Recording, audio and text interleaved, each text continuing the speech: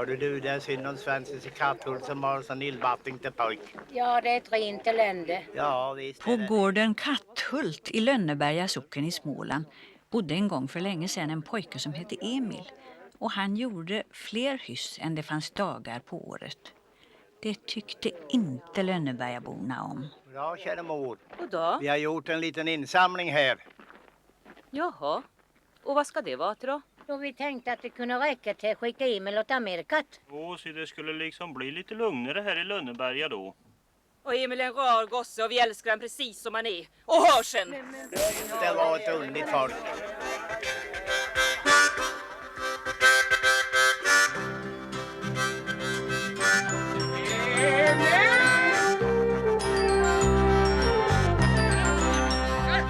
Du käre lille snickerbo, här kommer jag igen. Nu är det bråttom, kan du tro, nu är det klipp igen. Snickerboa, hopp faller av, snickerboa, hopp faller ej är bra. Hopp faller av för stackars mig, hopp faller ej. Till snickerboa ränner jag när det är något jag gjort. Men farsan löper också bra fast inte lika fort. Snickerboa, hopp faller av, snickerboa, hopp faller ej är bra. Hopp faller av för stackars mig, hopp faller ej. Skrämmande unge! Vänta nu bara!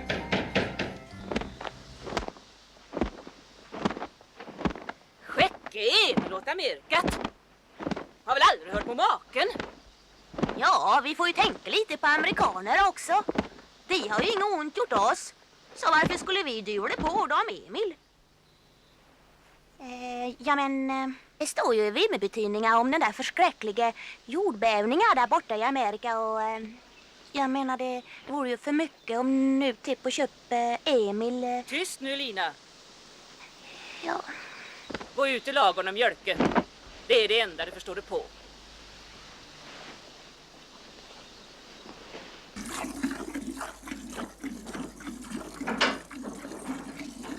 Någon rättvisa får det väl vara i alla fall. Allt elände ska väl inte amerikaner ha heller. Men jag skulle gärna byta med dem. Jag tror jag tar och skriver till dem. Här har ni Emil. Skicka hit den där jordbävningen istället.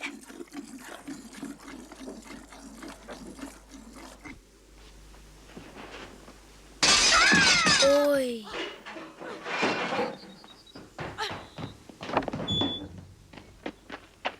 Förgrämmade unge! Emil! Emil! Vänd bara! Hörde! Äpple! Den här snickarbon, den kunde haspas både från utsidan och från insidan. Ibland tyckte Emil att det kändes lugnare att haspen låg på insidan medan han satt där och täljde sina trägubbar. Emil! Öppne! Öppne, sa jag! Sitt där då och tänk över din hyss. Så du inte gör om att igen, Emil! Nyttigt för dig det. Och tänka. Fader, aldrig någon människa tänker. Vad är det trägubben? Det är inte skadligt heller. Nej, tälja trägubbar, det var han ju van vid, Emil. Det var en vacker liten samling han hade fått ihop. Och fler skulle det bli om han fick leva och ha hälsan.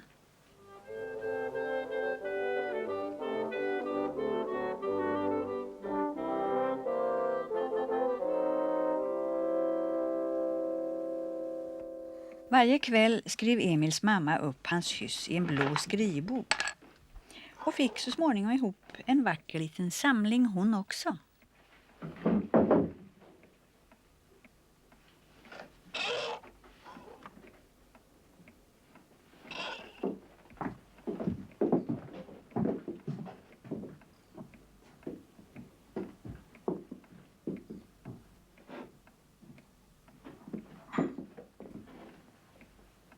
En gång när Emil behövde pengar tog han ett par av skrivböckerna med sig till söndagsskolan för han tänkte att han kanske skulle kunna göra en affär med fröken.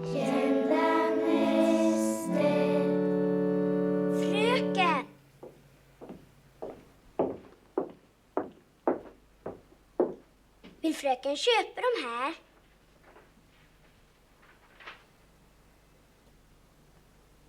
Vad ska jag med de här till? För att lära de andra barnen, så du inte blir så hemska som jag.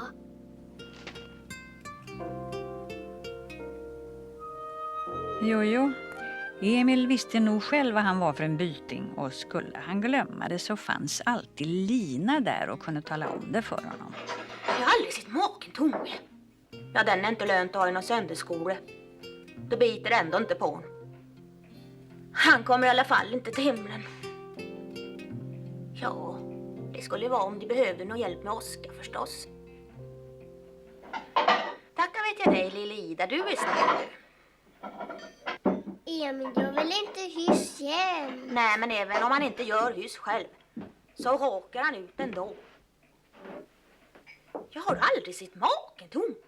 Men jag tycker om Emil. Att Lina inte tyckte så särskilt mycket om Emil, det har du nog förstått. Men gissa vem hon tyckte om? Hela veckan, alla Ja, just det. Alfred. Jag går.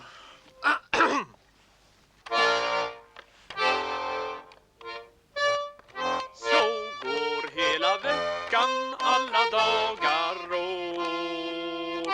Jag går bak min liv i skimrande brudräkt så vit som en snö. Kom djurtämjarns dotter, en blomstrande mö. Hon lovat att giva en främling sin hand. I morgon går färden till främmande land. Du Alfred, du kommer väl ihåg vad du har lovat? Va? Vad har jag lovat? Att vi ska gifta oss, vet jag. Ja, nog kan jag för alla en del gifta mig med det om det så nödvändigt vill att, men det är väl inga brådska. Ja, men nästa år i alla fall.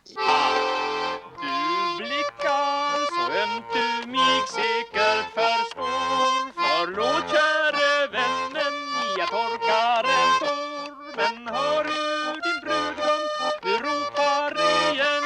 Farväl nu för alltid min älskade vän. Ja, farväl nu min älskade vän. Nu går Emil och jag bade. Emil och Emil och Emil.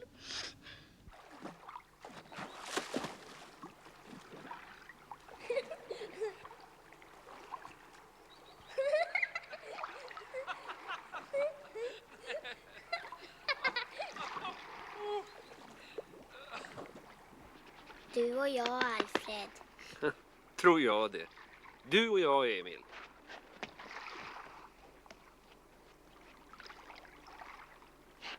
Alfred tyckte om Emil och Emil tyckte om Alfred. Och Alfred hade lärt Emil en hel massa saker.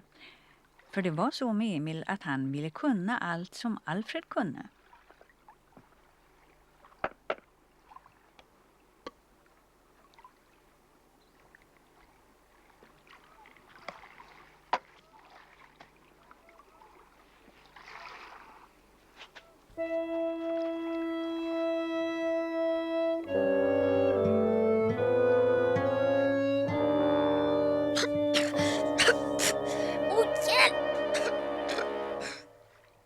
Nej, du Emil. Alfred behövde inte vara ängslig. Det var bara den enda gången som Emil försökte tugga snus.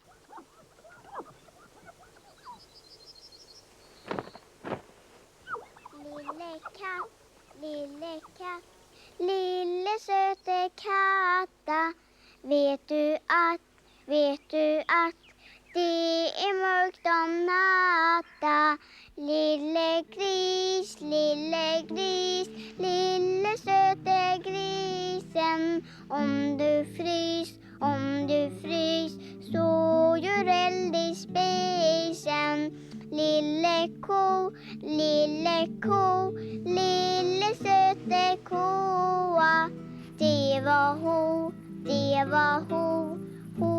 som sket på broa. Lille mor, lille söte mora. Ho fick skor, men det var för stora. Lille far,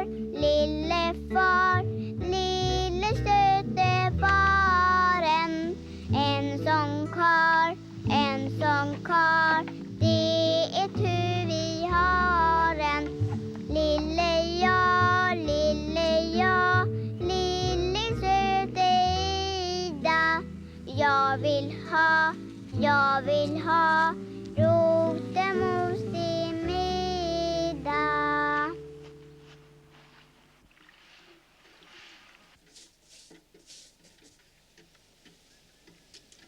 Ja, rör du Emil, det är bra.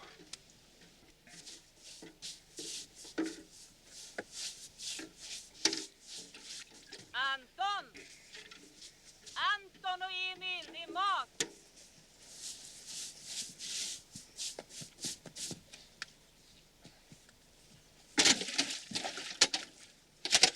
Fördrammade unge!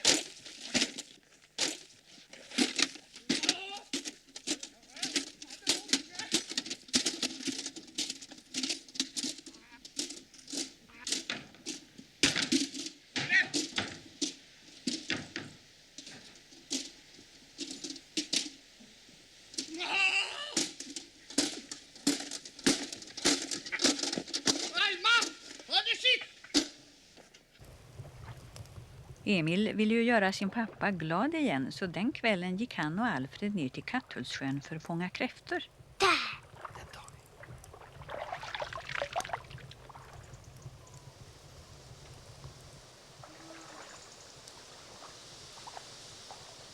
Titta Alfred.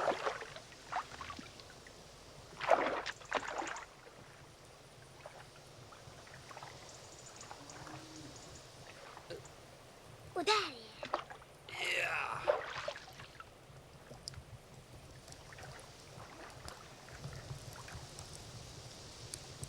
Där du.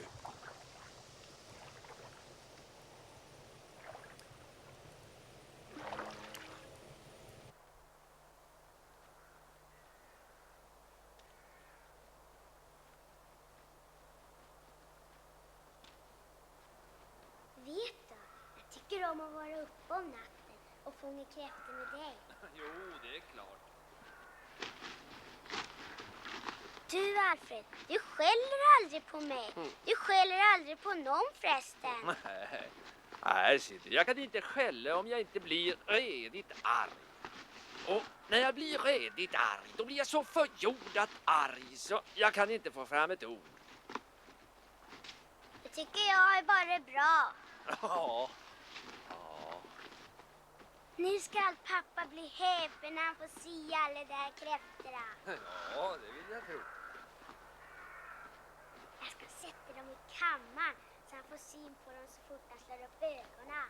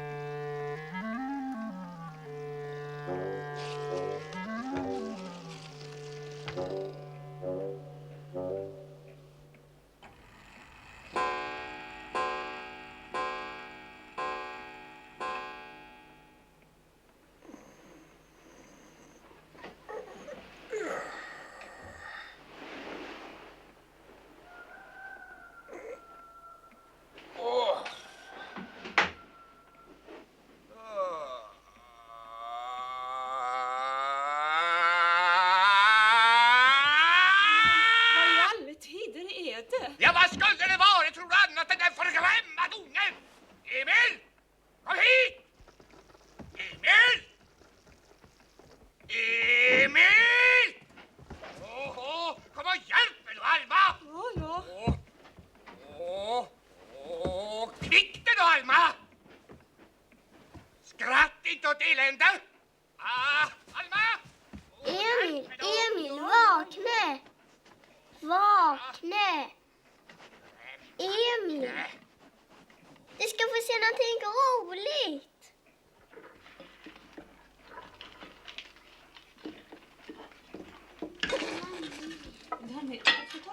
I 3 dagar åt de kräftor i Katthult så det var en glädje åt det. Dessutom rensade Emil en faslig massa kräftstjärtar och sålde till prostinnan borta i prästgården för 25 öre litern.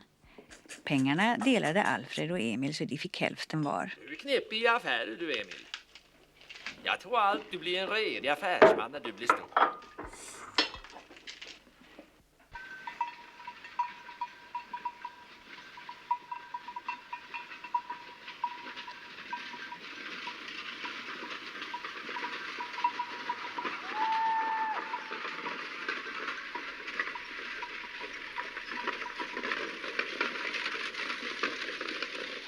Varje år, sista onsdagen i oktober månad, var det höstmarknad i Vimmerby. Varenda människa, både från Lönneberga och andra socknar, for dit för att träffa folk och skaffa sig fästmän och äta polkagrisar och dansa schottis och komma i slagsmål och ha roligt var och en på sitt vis. Katthultarna skulle också dit förstås.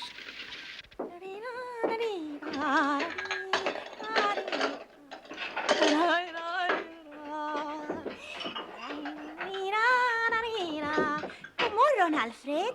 God morgon.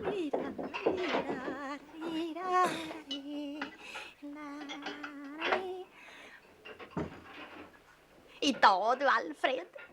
Ja, Idag så tycker jag vi tar och smäller till. vad då med? Med förlovningar, din dumming. Idag ska det bli en helt annan smäll. Har läst i tidningarna. Du menar kometen. Ja. Tror du verkligen den kommer? Ja, vem vet. Om det står i tidningar så är det väl sant. Det var så att folk i Småland gick och väntade på en stor komet som skulle komma. Och nu hade det stått i Vimmerby-tidningen att just den 31 oktober skulle kometen komma rykande och kanske smälla till jordklotet så att det gick i 1000 bitar. Ja, det är klart att en fulingen måste passa på att komma just när det vämmer vid marken. Och en skulle ha lite roligt. Men det gör det samma. Den kanske inte kommer förrän framåt kvällen så hon hinner med det mesta ändå. Vad fin du är, Lina. Ja, det är klart när den ska på marken. Och så glömmer du inte att ge hönsa, va? Och grisa. Ja, och så ser det till så katter inte går in i sadeln och ställer till något. Ja, ja. Stackars Krösa-Maja, du ville väl följa med på marken du också? Det är väl inte tosigt. Det är här i Lönneberga jag har bott och här vill jag dö också. Ska du dö, Krösa-Maja? Ja, vem vet. Ramlar stora kometer i skallen, då är det dön. Ja, just det, ja. Kom här, lilla lille, så ska jag hjälpa dig. Du kan sitta här i mitt knä. Adjö med dig, Krösa-Maja. Adjö med er. Jag ska väl köpa med mig lite Vimmerby-kringler åt dig åtminstone. Tackar. Fall jag är vid livet då, annars kan det kvitta. Ja, det ska vi väl ändå hoppas. Ja, så ska du köra, Emil? Ja. Ja, kör, det gör du inte dåligt. Nej, det har Alfred lärt mig.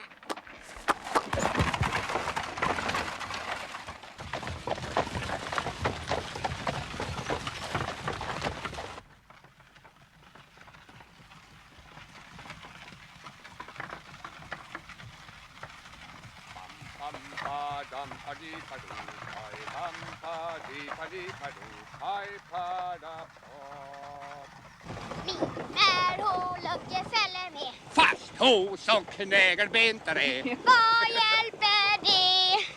Pinner och ve kan hon väl dra. Traver, det gör hon tämligt bra. På jämnar väg. På jämne väg, ja. Men Julla är allt bra gammal, snart orkar hon inte mer. Nej, jag tycker vi skulle köpa oss en ny häst på marken idag. Köpe. Ska vi inte skaffa oss en ny pige också när vi ändå är på marken? Nej, jag menar inte så illa, Lena. Jag skojar bara. Men en ny häst? Nej, Julla får nog hänga med ett par år till. Då kan väl Lina också hänga med ett par år till. Är du lille?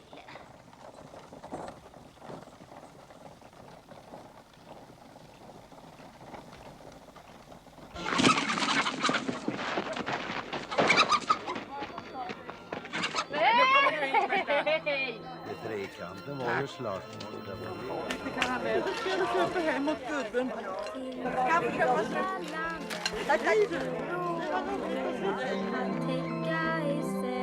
som förut om åren. Vi byggde vårt bo ut i kärlek och tro. Ja, du och jag, Emil, vi tar väl en tur bortåt Kreatursvallen. För det kan ju vara roligt att se på kommersen, även om man inte ska köpa något. Ska inte du det också, Alfred? Jo, jag... Nej du, jag ska gå till konditoriet och dricka kaffe. Jag har glatt mot hela året. Ja, och du och jag, Ida, vi går och säljer våra ägg och vår ull. Det ska bli roligt, va? Ja. Och vet du, mamma? Nej, vadå? Vi ska köpa en ny skrivbok också. Det är Emils hus. Ja, det glömmer jag inte. Har du sett så präktig? Anton, du glömmer väl inte att vi bjuder på middag till fru Petrell? Nej, inte må du tro att jag glömmer en sån sak. Jag är inte gärna på det viset.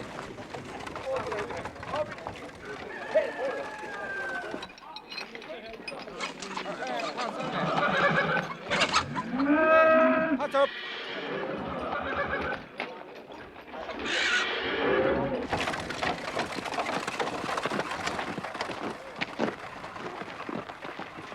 Det är bra pris för Sofie-kort. Ska jag ha? Nej. Nej, 80 ska jag ha. Jag håller du dig i skinnet? Begriper du det?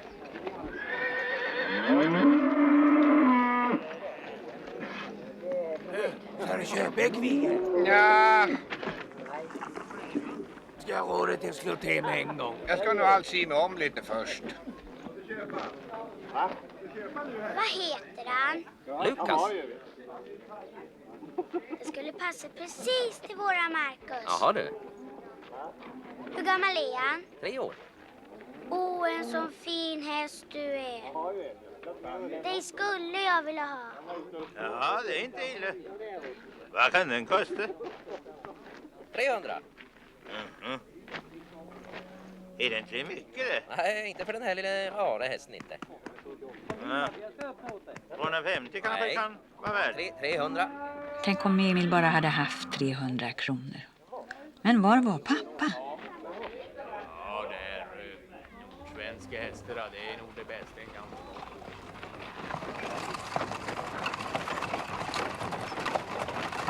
Att klämma fram 300 kronor ur pappa, det skulle vara som att klämma fram dem direkt ur Hälleberget, det förstod Emil. Emil rev och slet i alla möjliga bönder som han trodde var hans pappa. Men när man vände på dem så var det alltid någon från Södra-Vi eller Locknevi, aldrig Anton Svensson från Katthult i Lönneberga.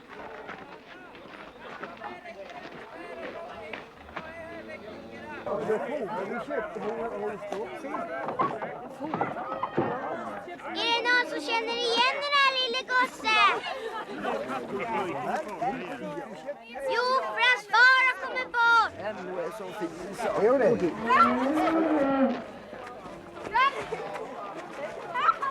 Emil!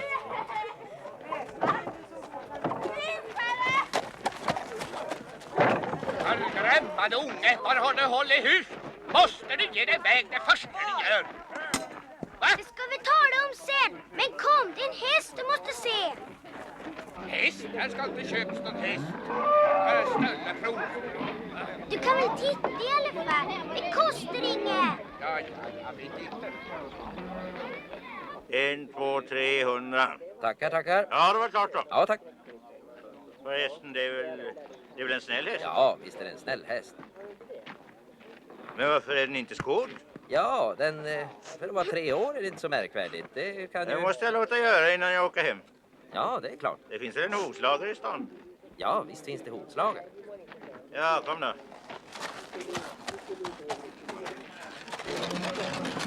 Emil lille.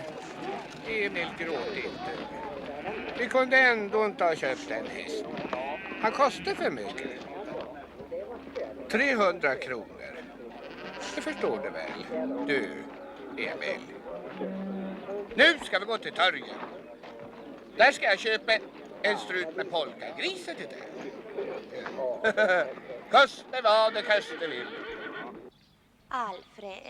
Alfred, du ska vara så omöjlig. Alla människor förlovar sig. Ja, det finns de som går in på vilka stolleprov som helst. Men så finns det de som tänker sig för lite grann. Och en sån är jag. Ja, men vi är ju festfolk i alla fall. Och då tycker jag att du kunde köpa mig en ring. Ja, bjud på kaffe, det gör jag. Och jag håller om dig lite ibland. Men sen är det stopp. Sen stopp. Nej, någon ring köper jag inte lite. Ja, men vi är ju festfolk. Ja, men där kommer huspon och Emil. Goddag du! Hej du! Det var inte går. Alfred! Du må tro, Alfred, att jag har sett en häst. Lukas heter han. Det är precis en sån häst som vi skulle ha. Nej. Jo, men det var en tjock farbror som köpte han. Och nu får jag aldrig se den hästen och mer. Vet du Emil, jag tror att du är ledsen. Det är klart att jag är ledsen. Emil, jag ska köpa något åt dig. En lergök, vill du ha det? Ja, tack. Kom. Emil fick sin lergök och då kändes det genast lite lenare inne i honom där allt det ledsna satt.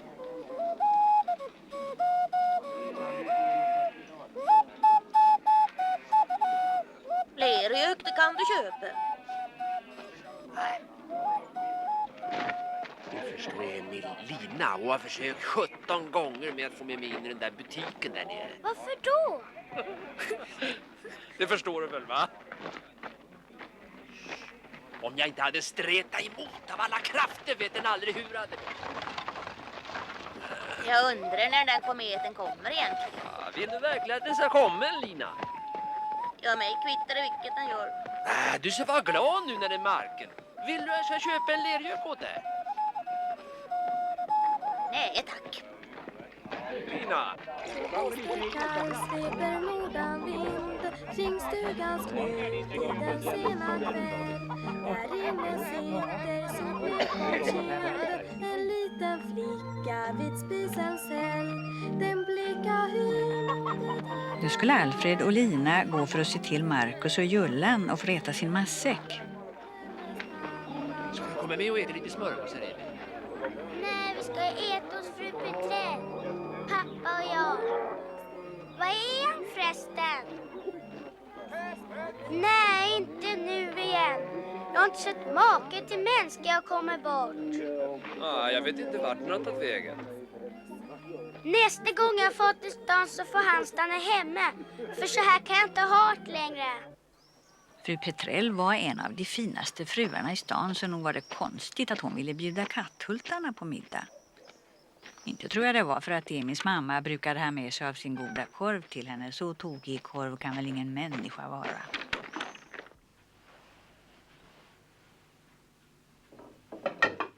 Katthultarna skulle minsann få både uppvärmd fiskpudding som var kvar sedan dagen förut och blåbärssoppa. Välkomna! Och så roligt att få god dag på er allihopa. Ja, god dag. God dag. Det var verkligen trevligt. Och så länge sedan det var jag... Komma hit.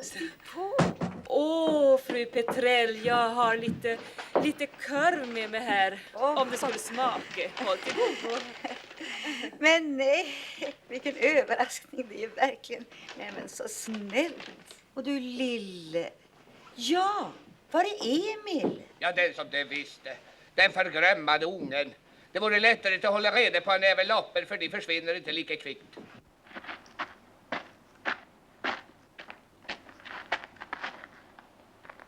I huset mitt emot fru Petrell bodde stans borgmästare och i hans trädgård gick borgmästarens lille Gottfrid.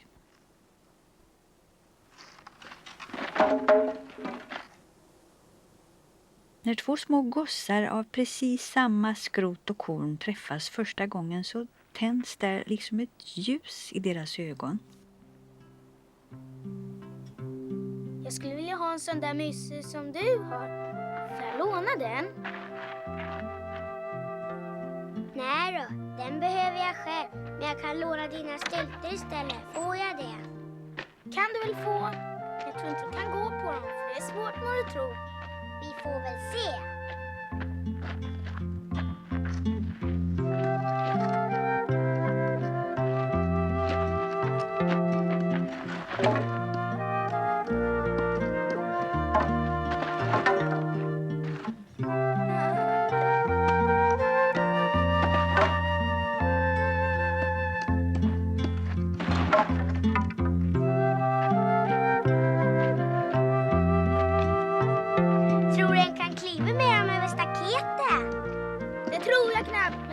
köket. Lite blåbärssoppa. Jag är så nervös idag. Jag blir alldeles ifrån mig. Varför då? Då har ni läst om kometen. Det måste väl... Jo, men det har ni väl gjort? Jo, det har vi ju. Du, då den ska komma vet jag. Hela Vimmerby är i uppror kan jag tala om för er. Ja, hur geda mig. Ja, vem vet. Det här är kanske en sista blåbärssoppa en äter i detta livet. Då är det bäst jag får lite te för säkerhets skull.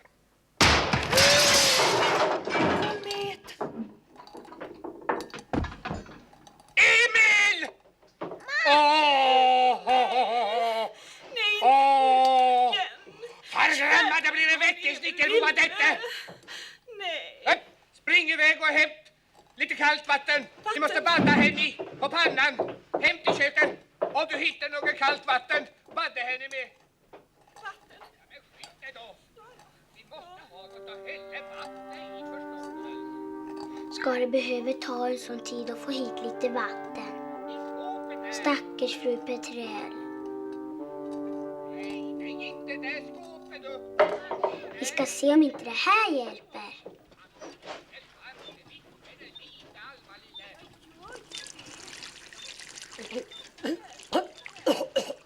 Ja, där ser man hur bra det är att göra mycket blåbärssoppa så att det räcker vid olycksfall. Det behövs inget vatten.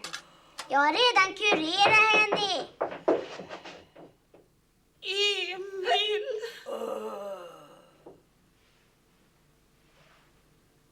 Förgrämmade unge! Nu vet jag en som ska bli kurerad till snickerboa! Förgrämmade unge! Anton!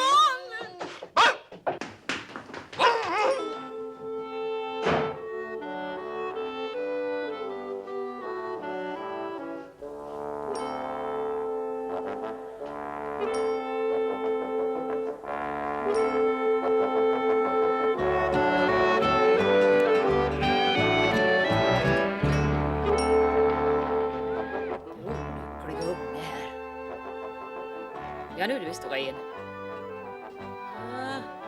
Du har visst lite blåbärssoppa i örat, men det får du ha. Nu förmår jag inte mer.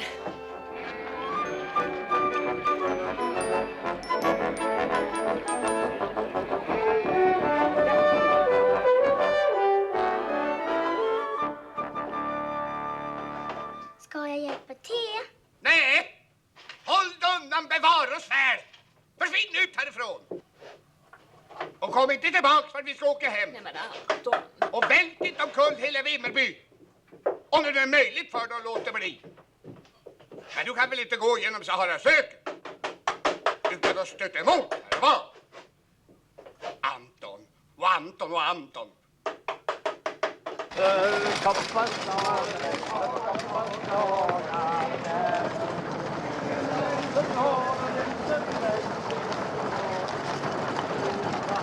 Snart skulle den här marknadsdagen vara för evigt förbi. Men folk fortsatte att skratta och prata och väsnas ute på gatorna. Jo, för betänk en sån dag det här var. Det var borgmästarens födelsedag och kanske den sista dagen på jorden om den där kometen skulle komma rykande. Det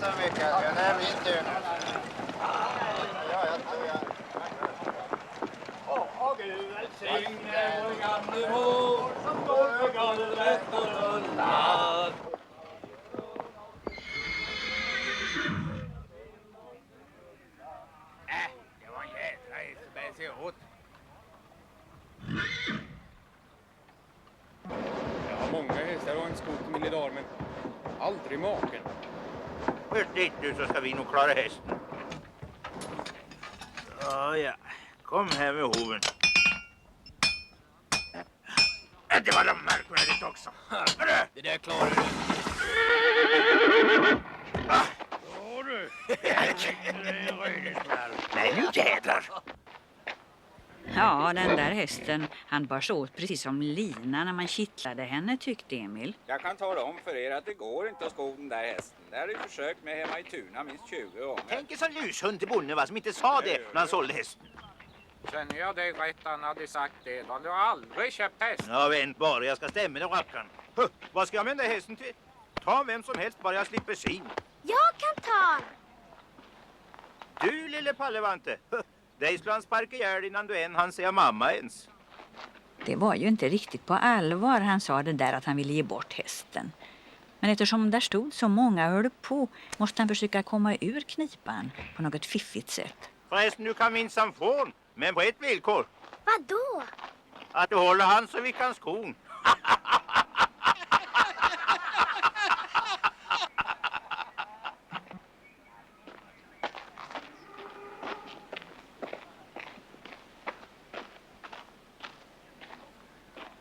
Hörru du, jag vet att du är kittlig, men jag ska sko dig i alla fall. Så lugna dig nu. Just så var det. Den lilla hästen var kittlig. Och när han sparkade och gnäggade så var det bara för att han höll på att skratta ihjäl sig när någon rörde hans bakben. Jag ska inte kittla dig, det lovar jag. Jag tar inte benen, förstår du. Jag tar bara i hoven. Det får jag väl. Försöker du prata med en? Tror du det går bättre då? Vi får väl se. Nej, låt bli det där, pöjk. Du blir ihjälsparken. Hör du inte vad jag säger, pöjk? Nej, men... Och det var rackarn. Sko nu då, jag håller. Det var de själva. Jag har aldrig sett på maken. Nej du, där ser du en som begriper sig bättre på hästar än vad du gör. Så hästhandlare du är.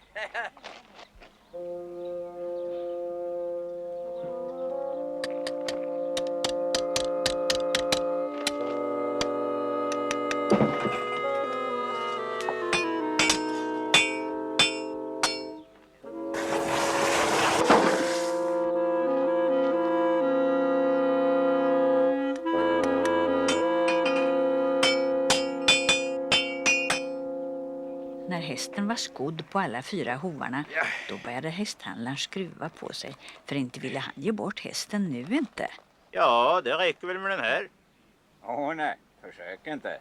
Du har lovat att pojken skulle få hästen. Ja, men det är orimligt, det förstår ni väl. Pöjken ska ha hästen, sagt är sagt. Ja, ta han då. Ta han! Ta han för tjuven och gör om honom. Så jag slipper se bägge två.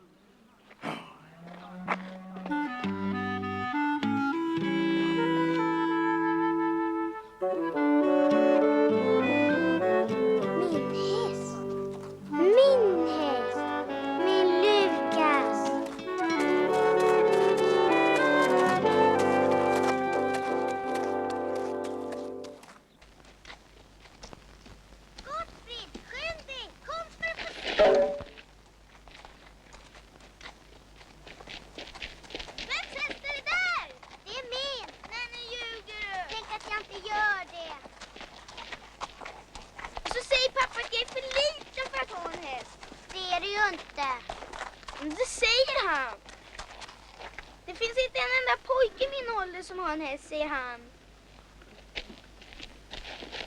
Vad fin han är. Det är han verkligen. Din pappa skulle se han. Det är du. Hur ska jag kunna visa honom om häst när han bara sitter där inne och håller kalas? Det går ju inte att få ut honom. Nej, det förstår jag. Det får vi ordna på något annat vis. Hur då? Men Vimmerbys störste son genom tiderna.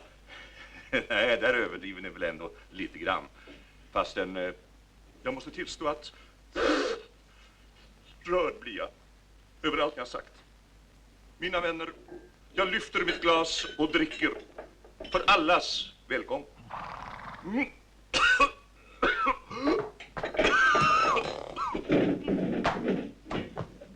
Vad sa du nu då?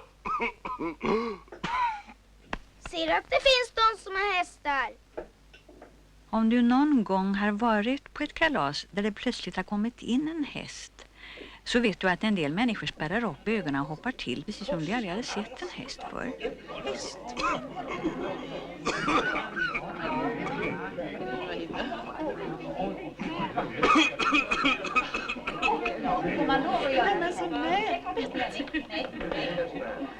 Är det din egen häst? Ja, visst. Aj, inte mina. Det var en grann häst.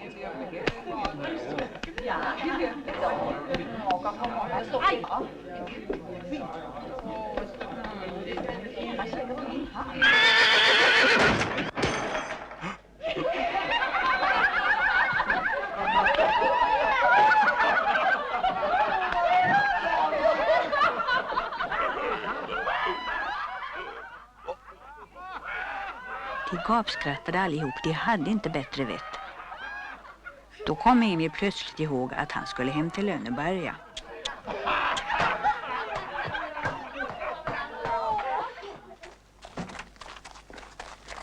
Hej då, Gottfrid. Jag måste iväg nu. Ja, det kanske är lika bra innan pappa kommer fram i grädden. Ja. För att du är lycklig som har en egen häst. Men vi ska i alla fall ha ett fyrverkeri ikväll. Det skulle jag vilja se. Jag har aldrig sett något fyrverkeri i hela mitt liv. Vi skulle kunna provskjuta en och se ifall den har fått idag. Ja, bara den här lilla hoppeloppan då. Mm.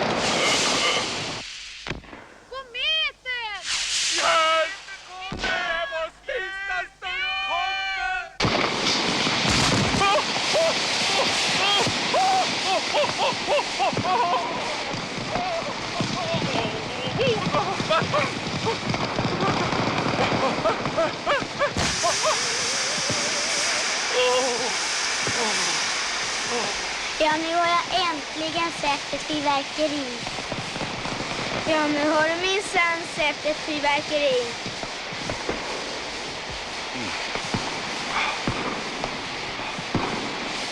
Hej, hopp ut fas, nästa har, ska ben, ska lår, ska tuttan tar.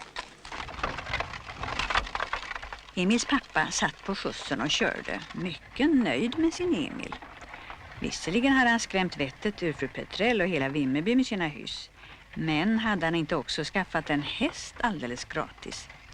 En sån pojke hade ingen i hela Lönneberga och det skulle minsann inte bli någon snickarbod den här gången. Här kommer Charlie-Farikatter! En betydlig kar! Vad fasligt vad du är munter. Ja! En Ivar Hålunker fällde med vatten hos och flägar vinterö. Vad gör det för en ö? Jo, Sövla sa han. Här, det var det katten. En betydlig kar. Vinterra, vinter hoven dra. Bra värde, gör på femten dra. Och jämnar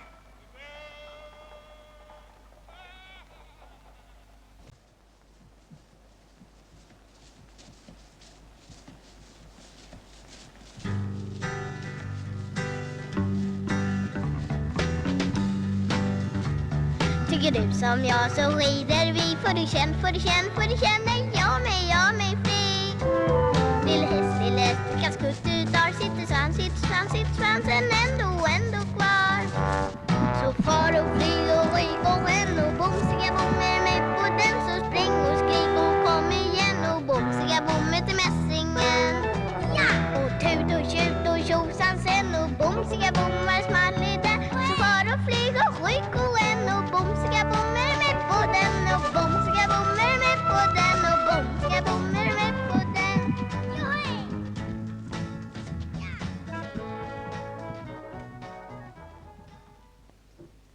Det blev mer och mer höst. Mer och mer gråa och mörka blev dagarna i Katthult och hela Lönneberga och hela Småland. Varl.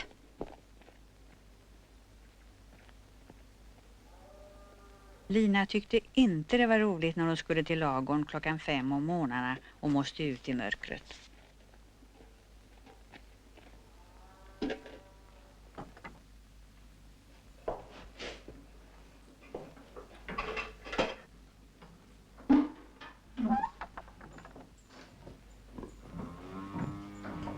Ja, ja. Ja, jag kommer.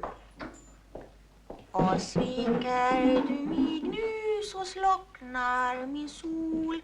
Då brister av ångest mitt bröst. Då finnes på jorden från polo till pol ej någon som skänker mig tröst.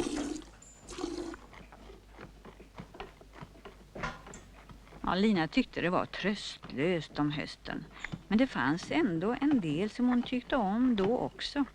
Ibland var det husförhör. Är det sant? Är det vi som ska ha husförhöret den här gången? Är det vår tur nu? Om söndag 8 dagar. Då du Lina, då gäller det att du svarar rätt. Husförhör, det är något jag tycker om. Fast inte alla de där frågorna. Ibland så vet jag knappt vad jag ska svara. Nej, du är nog inte så särskilt hemma på bibliska historien, du inte. Men det tänker jag prosten vet om, så han ger nog bara lätta frågor. Ja, vi får väl hoppas det. Vad Lina såg fram emot, det var all den goda maten. Och det var hon inte ensam om. Varenda människa i hela socknen fick vara med när det var husförhör. Till och med Jonen i fattigstugan.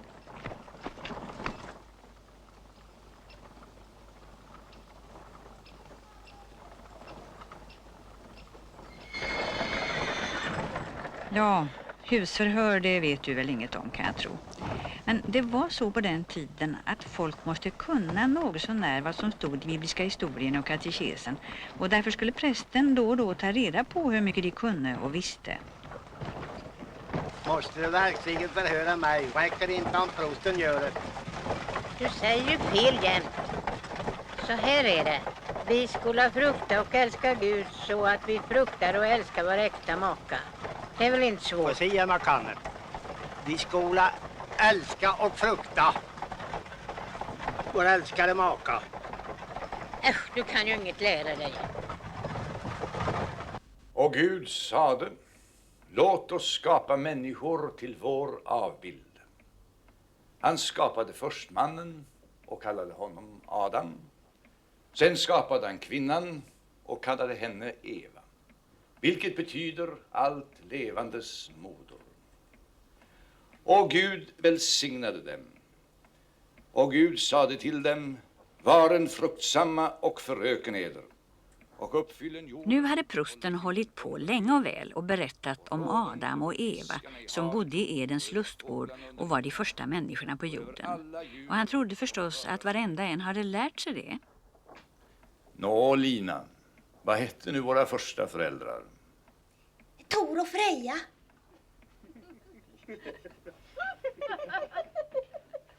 Emils mamma skämdes när hon hörde vad Lina sa. Jo, för Tor och Freja, det var ju ett par gamla gudar som folk i Småland trodde på under den hedniska tiden. För 1000 år sedan, innan de någonsin hade hört ett knäpp om bibliska historien. Men Lina, minns du inte att de första människorna hette Adam och Eva? Jo visst ja. Och Gud skapade dem till sin avbild. Ja visst ja, så var det. Just det, Lina, just det. Först skapade han mannen och sen... Och sedan så tog han ett rivjärn och därav skapade han kvinnan. Så var det. Nej, men Lina, inte ett rivjärn utan ett revben. Ja visst ja, så var det. Till och med du skapades till Guds avbild, Lina. Har du besinnat det? Ja, jag har just inte tänkt på det så mycket. Ja, men du är ett Guds underverk, Lina. Förstår du inte det märkliga i att han har skapat dig? Jo, visserligen. Fast det är klart att själva mig var väl inte så märkvärdigt att göra. Men alla de här krumelurerna som jag har i öronen, det måste ha varit lite marigt att få ihop.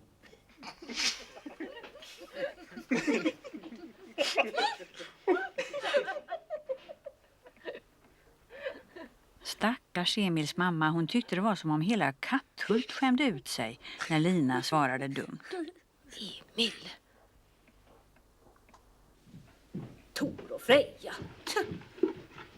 Ja, du är och förblir en hedning, det är rätt som är säkert det. Ja, det rörde ihop så mycket så varför ska just jag hålla ordning på allting? Nu ska det snart vara färdigt, Anton. Ja, jag ser det. Ett sånt överflöd på Guds gåvor. Det är ju ändå bibliska historien och katekesen som är det viktigaste. Men du lägger mer an på köttbullar du. Och salat. Och korver. Och ostkake. Allting har sin tid. Katekesen har sin tid och ostkaka sin tid. Ja, ostkaka hade i sanning sin tid. Och det var en god ostkaka den. Det var roligt att smaka vad till goda nu. Lille Emil ville vara snäll och stänga för hönsa. Ja då. Det var bra det.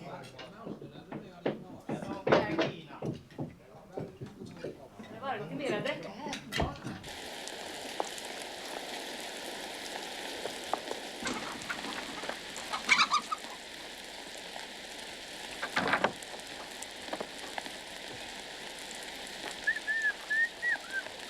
Här har en brödbit, Lukas. Min fine häst.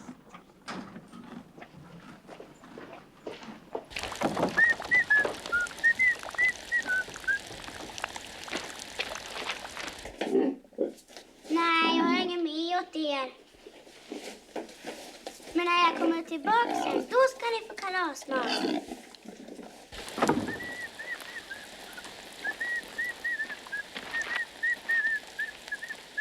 Bortom svinhuset låg dasset. Ja, det kallades så på den tiden.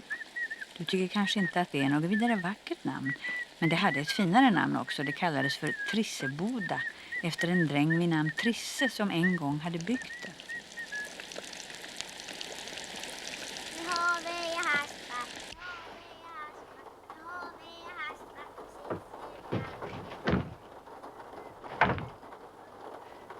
Emil? Emil? Emil? Hallå! Nu har vi haspat. Nu har vi haspat. Precis överallt. Emil! Åh! Ja, det är klart det. Fällkniven skulle ligga i vardagsbyxorna. Emil!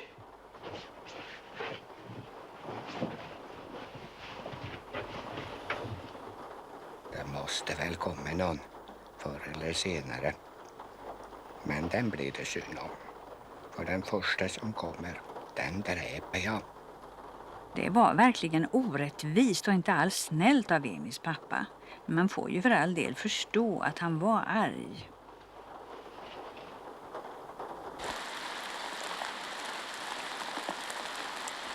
Jag anser sålunda det vara kommunens skyldighet att reparera prästgården snarast möjligt.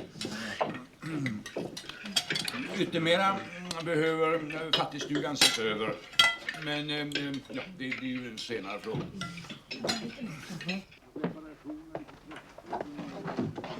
Skulle ta sin början någon gång. Leker med galoscherna. Vet du vems galoscher det här är? Det är prostens.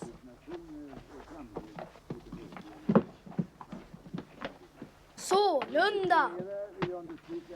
Yttermera.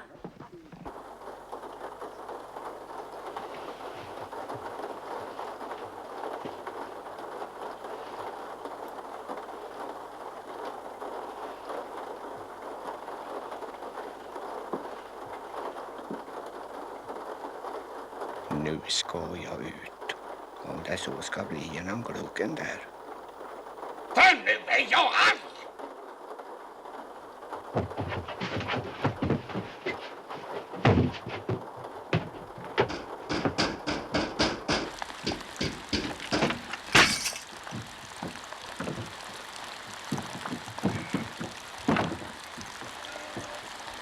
vara arg.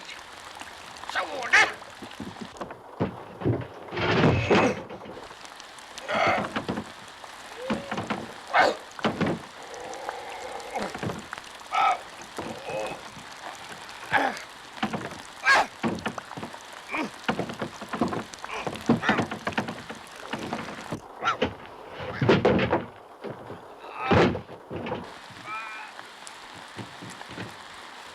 Vad gör nu en kyrkvärd som hänger med främre halvan ut i slagregnet och bakre halvan inne på dass?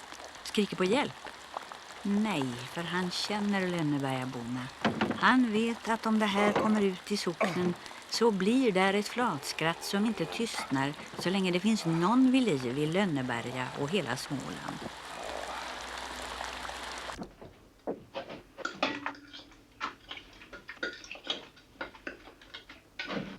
Huvud tycker inte jag är roligt.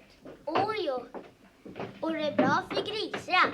För så här fin mat får aldrig annars.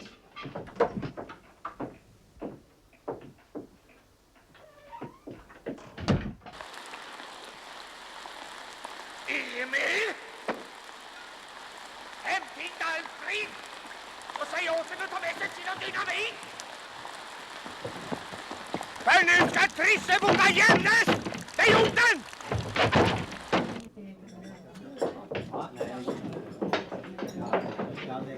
Kom genast Alfred. Ta med ett kilo dynamit om du har. Kom!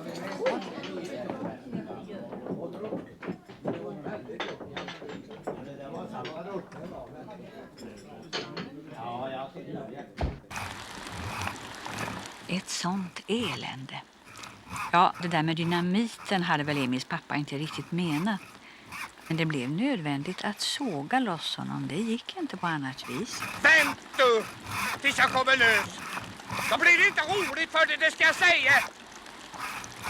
Vad står det där och håller paraplyn efter? Därför det inte ska regna på det, pappa. Det gör detsamma, jag är ju genomblöd i alla fall. Jag blir för skön och får lunginflammation, det är inte som är säkert. Du blir nog inte förkyld. Huvudsaken håller sig torr om fötterna. Ja, huvudsaken håller sig torr om fötterna, det stämmer. Och nu ska det här snart vara klart. Oj, oj, oj. Nu då? Emil! Skrämmande unge! Hörru! Emil! Hörru!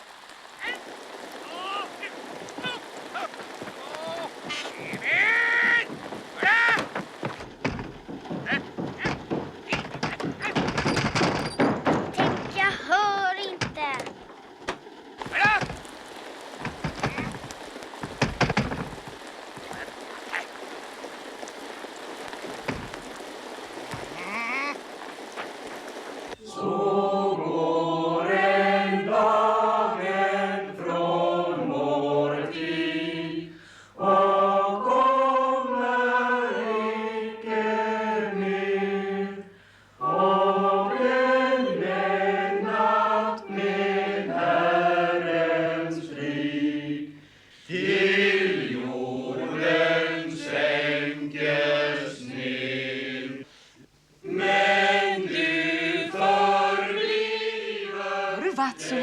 Det ska vi tala om efteråt.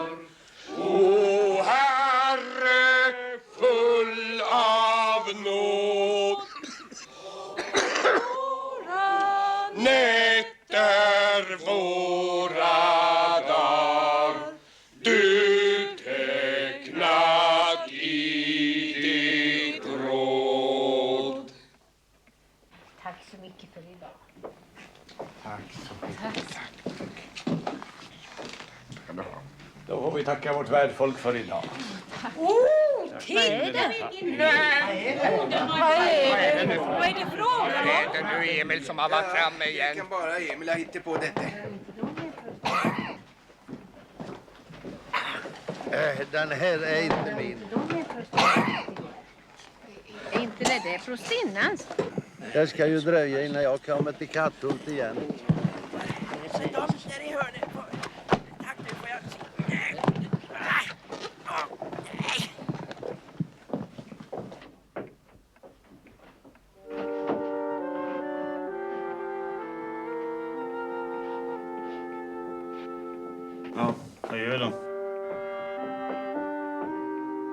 Adjö då. Och tack.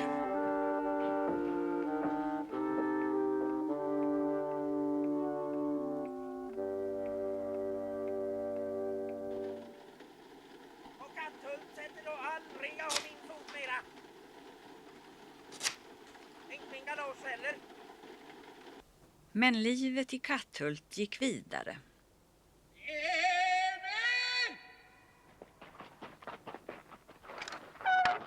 Och allting var sig likt.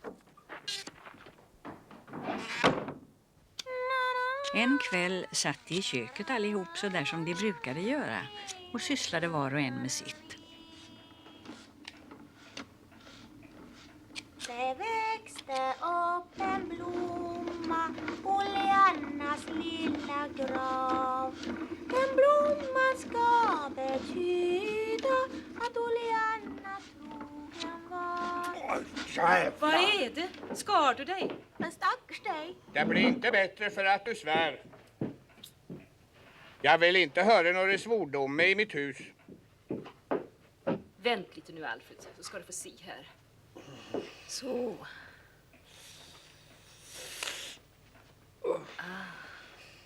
Det var då väldigt vad det blöder här. Så där, ja. Så, nu kan jag tälja räfsepinne igen. Det var vad de gjorde, Alfred och Emil, täljde räfsepinnar. Det var ett bra vintergöra. Alla räfsor skulle ses över och få nya pinnar där det behövdes så att de var i ordning när våren kom. Låt Lina vara i fred och hindrar henne i hennes arbete. Vem ska jag då göra det på? Det måste vara någon som är skicklig. Ja, då är jag den rätte. Det är ett som är säkert.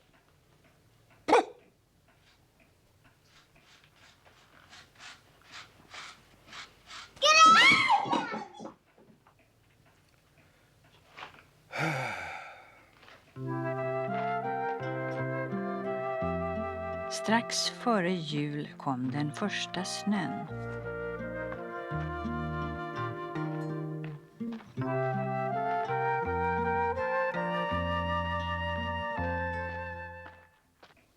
Utav alla spöken som jag har sett var det prästgården väl hemskast. Där stod han i mörkret på prästgårdsvind och han hade inget huvud. Ja, det har inte du heller så mycket så du stör Krösa-Maja. Och skräm inte upp barna, har jag sagt dig. Då gör det. Hade spöket verkligen inget huvud? Nej, nu säger jag det inte. Det bodde en bonde vid sjöstrand. Det blåser kallt, kallt väder ifrån sjön. Och tvenne döttrar det hade han. Det blåser kallt, kallt väder ifrån. Och det snöar. Har ni sett, va? Oj, och så nordlig vind. Då blir det urväder. Jo, men hur ska jag då komma hem? Det undrar jag. Du får bli här i natt. Du får ligga i kökssoffa ihop med Lina. Ja, men du är så god och ligger still som en död gris. För tänk på jag är kittlig. Husch! Lägg du själv still, dumme tös. Vad är det med dig, Alfred? Mår inte bra? Jag verkar i min tumme. Vad i alla tider? Har det inte blivit bättre än? Det får vi lov att titta på. Gud bevare vad det ser ut. Det är blodförgiftning. Mm? Jo, det är farliga saker det. Mm. Är det blodförgiftning? Nej, så farligt är det väl inte. Men inte ser det bra ut. Jag ska lägga på ett sublimatomslag. Men blir det inte bättre tills imorgon, Alfred? Så är det allt bäst att du åker till Mariannelund. Och låter doktorn titta på det. Det är blodförgiftning ju, det är säkert det. Blä, blä, blä. I våras sa du att jag hade lungsot. Ja, vad skulle en annars tro, va? Det rasslar ju i dina lungor så att hela Katthult kunde höra.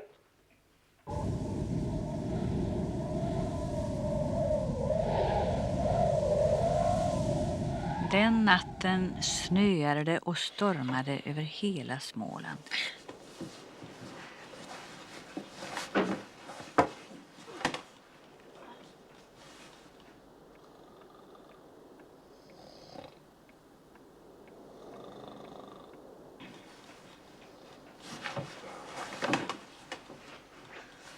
Här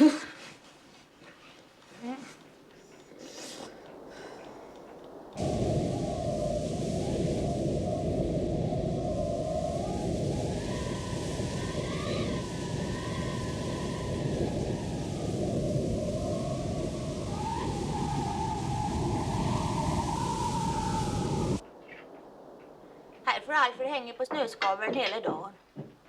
Fast det är lika bra än låta bli, i alla fall förgäves. Vad är Alfred förresten? Varför kommer han inte och äter? Ja, han om någon brukar väl passa måltiderna. Han kan väl aldrig vara sjuk?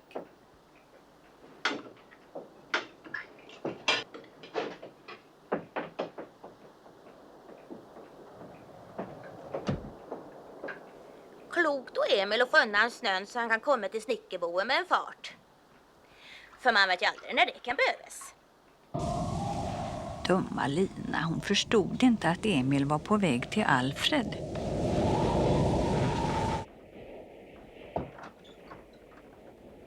Du, Emil? Ja. Vad kallt det är.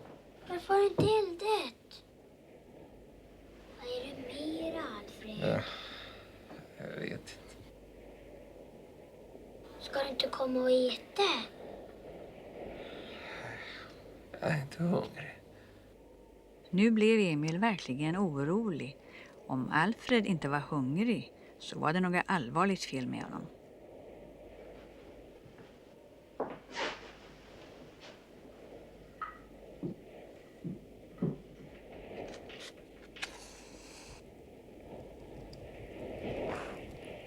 När Emil hade fått fyr i spisen sprang han och hämtade sin mamma. Ja, de kom förresten allesammans så nu var de alla oroliga för Alfred. Nej, Gud hjälp mig så det här ser ut. Jaha, det är blodförgiftning. Det var ju det jag sa. När de röda strimrar går till hjärtat, då är det slut med, då dör han. Alfred. Tyst med det, Krösa Maja. Ja, för Johannes i Bäckhult gick det just precis så. Ja, han bara dog och det var blodförgiftning. Och piga i Bastefall, samma sak. Blodförgiftning, hon bara dog, hon också. Nu ska du vara tyst, Krösa-Maja. Jösses. Alfred. Ja, nu ska vi inte ge upp Alfred för det. Det finns bot, det gör det. Vadå? Ja, om en tar en hårlock på hon med bitet och fortahans och gräver ner det mitt i natten norr om huset. Jo, men det måste vara norrläge. Du är ju galen. Sen måste förstås en besvärjelse kommit till. Twi, twi, twi, från hin onde är det kommit hem till honom far. Twi, twi, twi. Det räcker med de besvärjelser som Alfred hävde ur sig när han skar sig i tummen. Och ska det grävas ner någonting norr om huset mitt i natten i det här vädret så får du göra det själv, Krösa-Maja. När ingen gör något åt det så får han väl ha det som det är. Vad är det där för kärringnäll? Begriper du inte att Alfred blir bra snart? Ja, Emil lille. Visst blir han frisk. Visst blir han frisk. Jo, visst blir du bra igen, Alfred. Det begriper väl jag. Men vad jag inte begriper är hur man ska komma in med likkist genom den där smala dörren. Pappa, vi måste ta Alfred till doktorn i Marielund som mamma sa. Ja, men det går inte, Emil lille, Jo. inte i det här vädret. Jo. Nej, säger jag ju. Men det förstår du väl att vi vill hjälpa Alfred på alla sätt? Men du ser väl hur mycket snö det är? Det bryr jag mig inte om.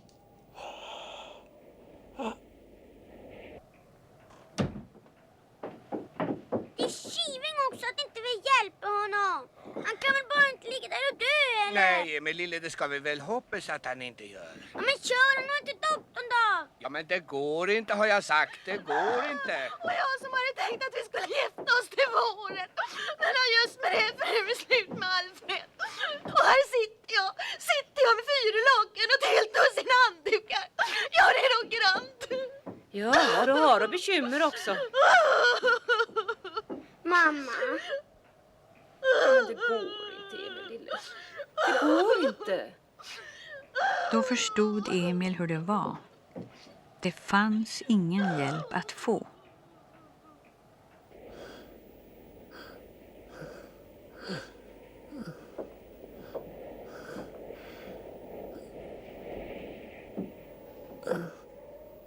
Emil satt hos Alfred hela dagen och det var den längsta dagen i Emils liv. Är du, Emil?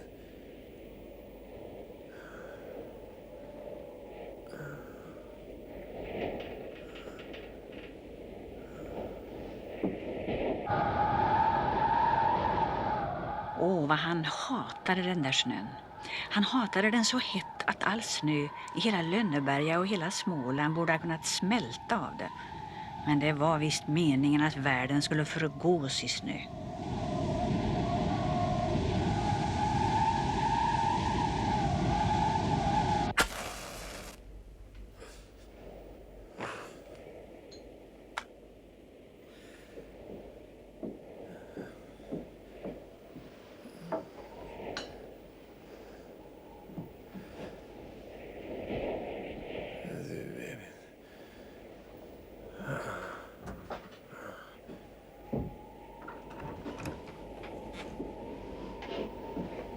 Hur är det med dig, Alfred? Här kommer jag med lite köttsoppa åt dig. Nej, tack, jag vill inte ha. Men Alfred, bara lite. Du kan inte ligga här och svälta ihjäl för oss. Nej, tack.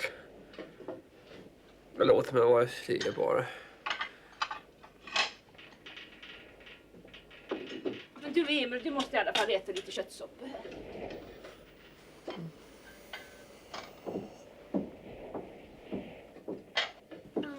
Vad ska vi göra? Ja, lille Emil, om jag bara det visste. Jag vet inte.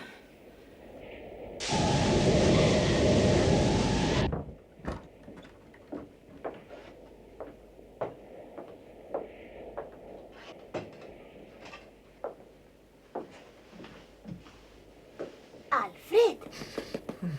Alfred! Oj, oj, oj, stackars Alfred, är du så förbi? Låt det vara i fred. Du ska gå in och lägga dig nu, sa mor din, och jag kom för att hämta dig. Och det kan du inbilla dig. Jag ska ligga här på golvet bredvid Alfred. Och så blev det.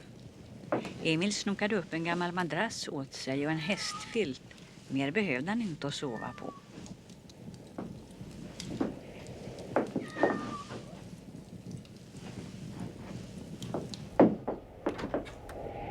Jag kom då.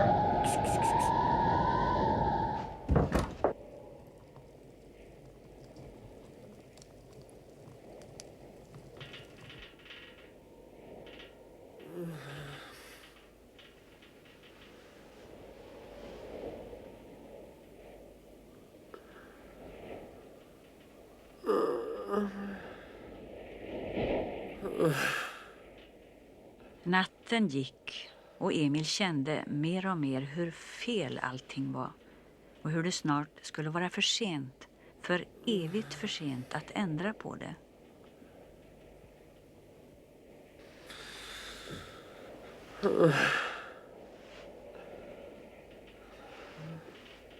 Och då, 4:00 på morgonen, bestämde Emil vad han skulle göra. Alfred skulle inte ligga där i sin säng och bara dö. Nej, det skulle han inte. Nu ska vi till doktorn, Alfred. Hör du mig? Emil måste komma iväg innan någon vaknade och hindrade honom. 1 timme hade han på sig. Och ingen vet hur han bar sig åt och hur han slet under den timmen.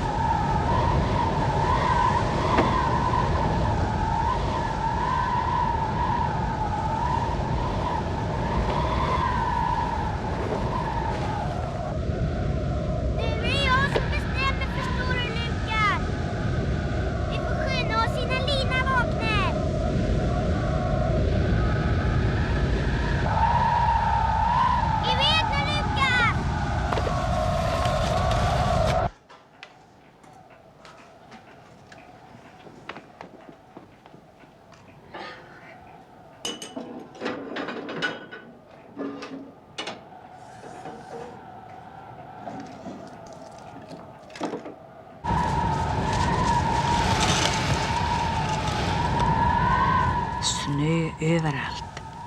Men Lukas hade varit i Mariannelund många gånger. Kanske visste han djupt inne i sitt hästminne hur vägen gick.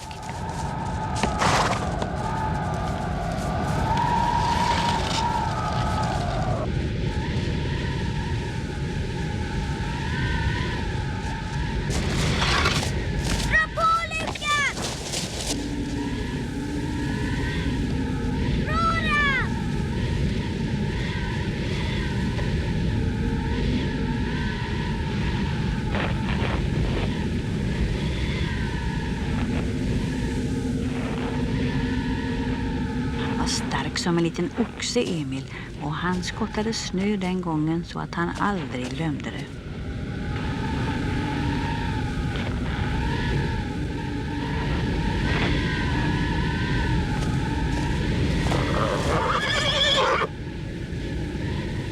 Man blir så stark när man måste, förstår du, Lukas?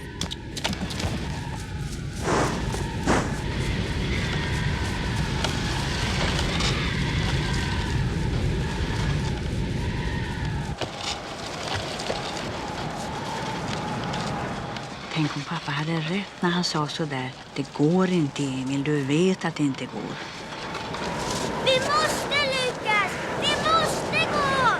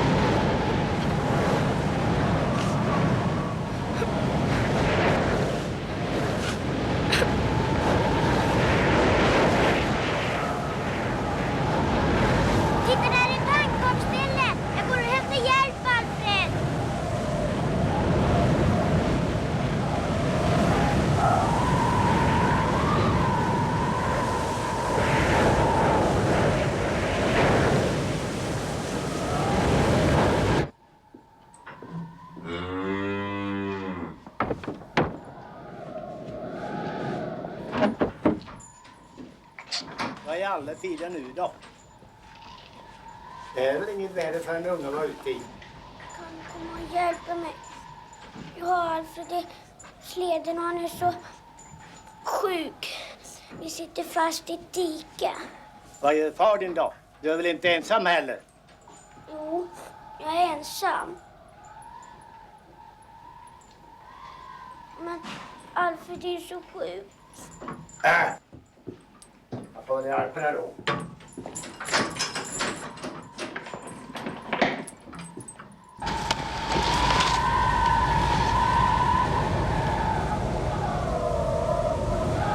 Tack så väldigt mycket. Men du vet att Lukas är alldeles slut nu, så han orkar inte längre. Kan jag inte få låna din häst den sista biten till Mariannelund? Har du gett dig ut i snöyran får du väl ha din gamla hästkrake.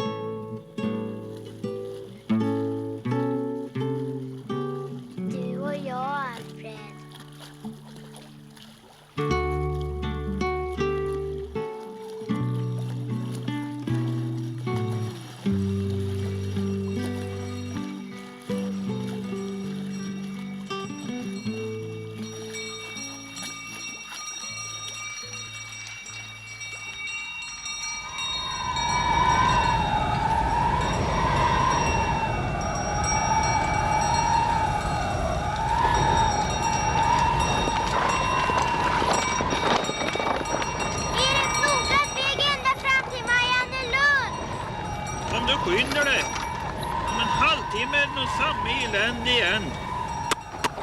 Ah, sätt hårt då.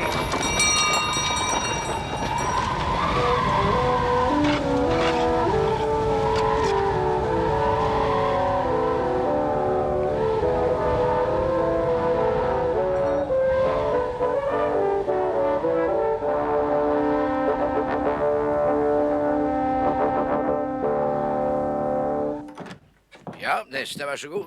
Doktorn, Alf ligger uppe i sleden och dör. Gunnar, Erik, kom hjälp mig. Jo.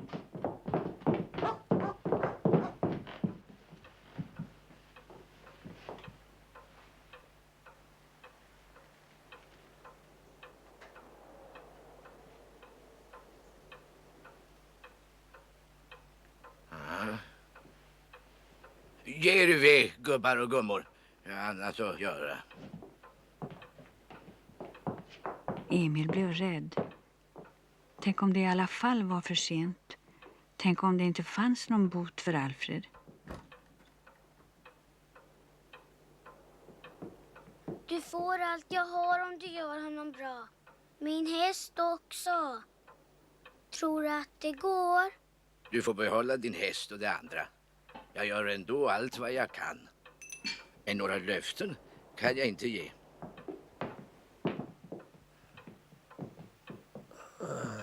Där är du, Emil. Ja, Emil är här. Men det vore bättre om man ville gå ut ett slag. För jag är tvungen att skära upp lite, Alfred. Jag tror han är lite sked. Det är nog bäst att jag stannar hos han. Ja, har du klarat att ta honom hit? Då klarar du väl det, kan jag tro. Och Emil tog Alfreds friska hand i sin och höll den stadigt medan doktorn skar i den andra. Alfred sa inte ett knäpp. Han varken skrek eller grät. Det var bara Emil som grät lite. Fast tyst så att det inte märktes. Du och jag, Alfred. Tror jag det. Du och jag, Emil. Du kommer hem nu, Alfred! Ja, nu kommer jag hem! Och det kan du tacka Emil för!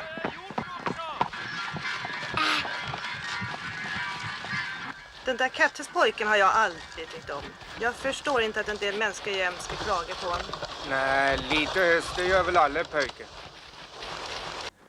Morfar! Emil Alfred kommer!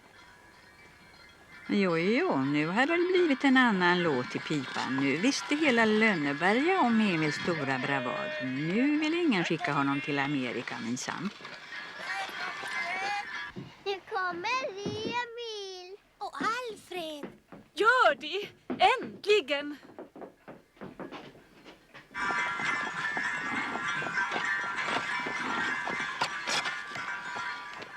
Far! Far, de är här nu! Emil och Alfred! Gud vad det är, tack och lov. Stackars Emils pappa. När det upptäcktes den där hemska morgonen att Emil och Alfred var försvunna, då blev Emils pappa så ifrån sig att han fick ont i magen och måste lägga sig till sängs. Han trodde aldrig han skulle få se sin lille pojke mer i livet. Sedan hade han för all del hört att Emil var i gott bevar i Mariannelund, men ont i magen hade han fortfarande när Emil kom hem. Nu är jag här igen, pappa. Ja, jag ser det. Du är en bra pojk du, Emil. Ja, han är duktig, våran Emil. Är du mycket sjuk, pappa? Nej, jag har bara lite ont i magen. Men jag har lagt på ett varmt grytlock för det lener så skönt. Jaha, så det ska han ha. Varme grytlock, det är det bästa som finns när han har ont i magen. Men nu tror jag det måste varmes. Det kan jag göra. Jag är så van vid sjukvård. Ja, då kan du ge mig ett glas saft. Jaha då. Jo, visst kan ni få se tummen om ni vill. För det är nog den märkvärdigaste tumme i hela Lönneberga. Ja, du ska vara lagom mors du. För blodförgiftning, jo, det kan vara långvarigt det. Jo, och det är nog det värsta. Att den är sjuk länge efter att sjukan blev bra och har gått över. Ja, lite på mig, så är det. Ja, får man sen lungsot också så... Jo, det var så sant. Doktorn skickade med mig ett brev. Gjorde han?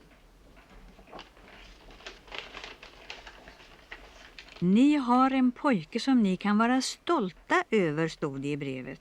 Och Emils mamma skrev efteråt i den blå skrivboken.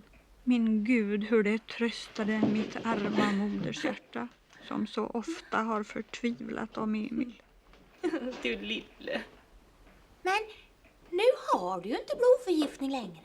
Då kan vi gifta oss till våren, va? Nej, det lovar jag inte. Nej, jag är en tumme till. Vem har sagt att jag inte kan få blodförgiftning i den också?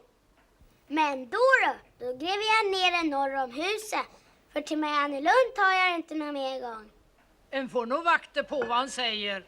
Jo du, Emil. Nu, pappa.